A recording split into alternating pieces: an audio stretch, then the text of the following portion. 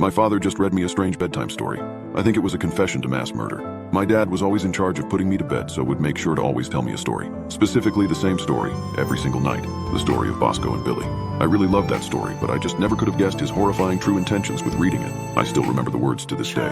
Billy the bear was an ordinary bear, with an ordinary life. But he had a small friend named Bosco, who got him into strife. Most of the time, Bosco would behave. But sometimes he acted out. Billy tried to keep him in line, but sometimes he would break out. Like, one time Bosco was hungry and decided he would steal food.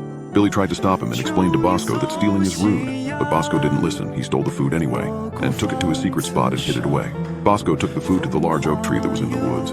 There he stuffed the food inside, and that's where he hid his goods. Billy never found the stolen food. It's still hidden there to this day. Bosco wishes that it is never found, he hopes. And he prays Billy is kind, and Bosco is a little bit silly.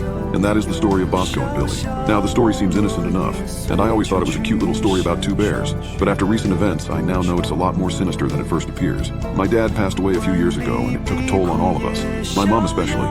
She began being more reclusive after my father passed, and so I didn't see her as often because she shut herself off from others. I spent a long time trying to create a relationship with my mother again. And slowly, over the course of a couple of years, I did manage to reconnect with her.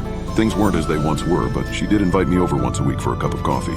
We would sit and talk for hours about good memories, but she suspiciously always avoided the topic of my father. I just assumed that the pain was too much for my mother. On one of my weekly visits, though, I thought that I would try and mention my father, as I felt that it might do Mum some good to talk about him. I decided to mention the story that he would tell me every night. Do you remember that story Dad used to tell me before bed? The story of Bosco and Billy? I hesitantly asked, not knowing how Mum would react to the mention of her late husband. Mum looked up from her cup of coffee that she was drinking.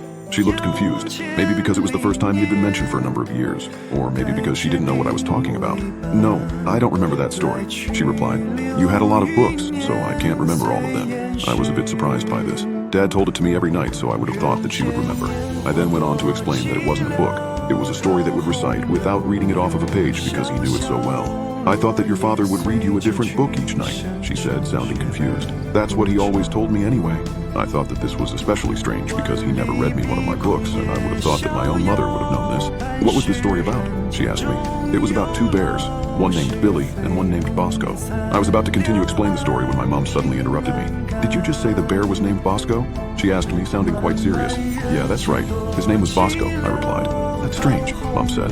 She had a look on her face that looked like she was trying to remember something. Your father used to tell me about a friend that he used to have named Bosco, Mom continued. He used to say that Bosco would get him in a lot of trouble when he was younger. I never met this Bosco, which your dad said was a good thing. He also said that he only met up with Bosco only once or twice after we met, and then your father told me that he was longer going to see Bosco. He said that he finally got rid of him. I was always curious as to who he was. I have never seen any photos of him or any evidence that he existed now that I think about it. So, it is strange that he told you a story that contained a character with the name Bosco. Mom stopped talking for a second and I didn't know how to respond. She then looked at me and asked, Do you remember this story? Can you tell it to me? I recited the entire story to her. She listened to the whole tale without changing her expression. She took it all in and then she asked, An oak tree? Are you sure that Bosco hid the food in an old oak tree in the woods? Yeah, it was definitely an old oak tree. Why's that? I asked her, sensing that something wasn't quite right. It's just that, on mine and your father's first date, he took me to an old oak tree that was inside the Shelton Woods, only a 10-minute drive from here, she responded. He told me then that it was lucky for me that Bosco hadn't decided to interrupt their date. She then stopped talking and stared at the wall behind where I was sitting. I think it is time for you to go now, I'm sorry, she told me, a hint of sadness in her voice. I thought that maybe it was for the best that I did leave. I got up and gave her a small hug, which she didn't even seem to notice. Then I collected my things and headed out the front door. I got into my car and begun to drive home. On the way home, however, the thought of the old oak tree and Bosco began to fill my head. I couldn't escape these thoughts. I didn't know what it all meant, if it meant anything at all.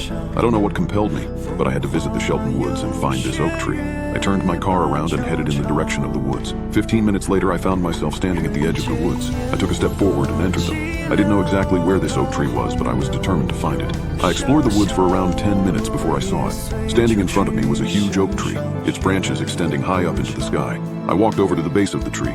A sense of fear started to overcome me. Something didn't feel right.